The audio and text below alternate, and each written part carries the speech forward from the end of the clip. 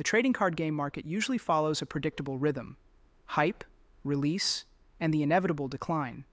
But the One Piece TCG has decided to rewrite the rulebook entirely.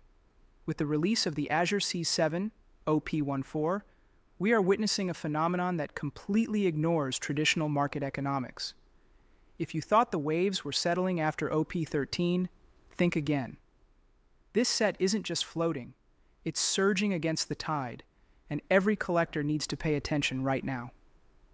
In a typical TCG ecosystem, pre-order hype drives prices to unsustainable levels. As release day hits, reality usually sets in. Supply floods the market as thousands of boxes are ripped open, and demand is quickly satiated. Consequently, we almost always see a significant dip in sealed product and, especially, in singles prices. It is the natural law of supply and demand. The more boxes opened, the more singles exist, usually crashing their value in the first few weeks. However, One Piece has proven it is not a regular TCG. The release of OP14 last week offers concrete proof that this game is operating on a different wavelength. While it is still early days, the data is undeniable. Instead of the expected post-release slump, we are seeing immediate scarcity and price appreciation. This set is going full counter against the regular flow of the market, fueled by an insatiable demand that supply simply cannot match. Let's look at the sealed product first. Pre-orders for the Azure Cs. 7 booster boxes were hovering over $200, a price point that turned out to be an incredible entry. While there was a microscopic dip at release to the $240 area, the market immediately corrected upward. Boxes have already reclaimed the $265 mark and seem locked on an upward trajectory.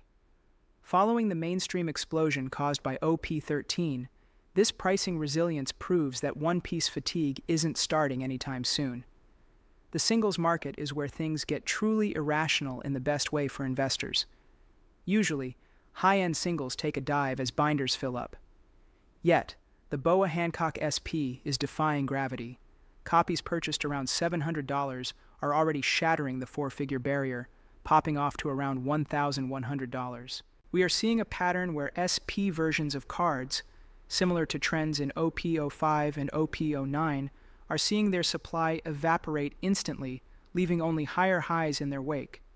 Then there is the Roronoa Zoro SP, arguably one of the best artworks in the set. Within days of release, this card doubled from an entry of $600 to a staggering $1,200 plus. This price action suggests that the pull rates for SP, manga, and treasure rares are fewer than the market initially anticipated. When investors realize how difficult these hits are to pull, the current booster box prices begin to look undervalued by comparison. To understand the potential, look at OP13. Sales are already hitting $500 to $600 plus per box, which sounds high until you calculate the total value of singles in the set, which can exceed $20,000. Suddenly, the sealed price doesn't sound like nearly enough. When you compare this to Pokemon or Magic, The Gathering, you can truly see the mania that has taken over the One Piece market. The value density in these boxes is driving a frenzy unlike anything else in the hobby. Of course, a word of caution is necessary.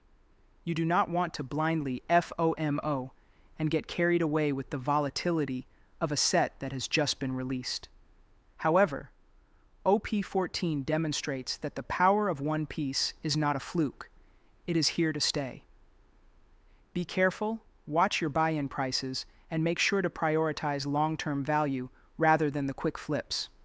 The current is strong, but only the smart swimmers will secure the bag. For weekly deep dives, price targets, and collection strategy, make sure you are following TC Journal. We track the numbers so you don't have to.